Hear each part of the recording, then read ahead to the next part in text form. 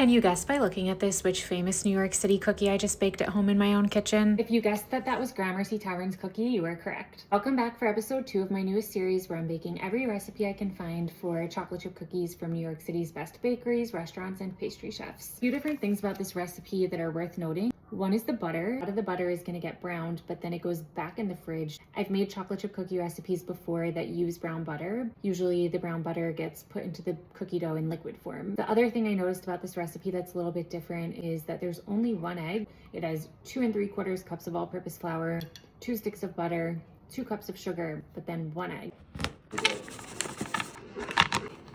I'm browning the butter right now. It'll take about 10 to 12 minutes. It's going to cook over medium-low heat. I let the butter sit in the fridge for about 2 hours and then come back to room temp.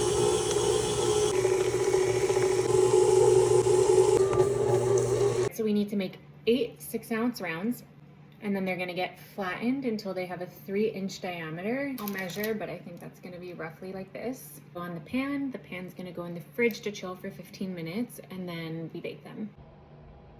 I did make a little bit of a rookie mistake. Whenever you're baking something or cooking something, you really should read the entire recipe through to the end before starting. I clearly didn't do that because apparently I was supposed to save 6 tablespoons of the bittersweet chocolate to sprinkle on top before they go in the oven. I actually put it into dough.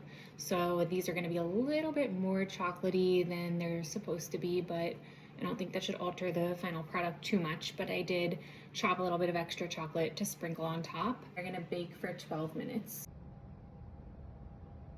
It's time to give it a taste. We didn't say anything about serving it with milk, but at the restaurant they serve it with a cup, I think, of bourbon vanilla milk maybe. This is just plain milk, but I thought it'd be nice to try dipped in. I think my oven runs hot. They got pretty burnt on the bottom. This is a very good cookie. I don't know that I think it tastes like the one from Gramercy Tavern. This kind of has a texture that reminds me more of the one from La Mercerie, where it's very light and kind of falls apart. But there's so much depth of flavor from the brown butter and the 3 different kinds of chopped chocolate. This is delicious.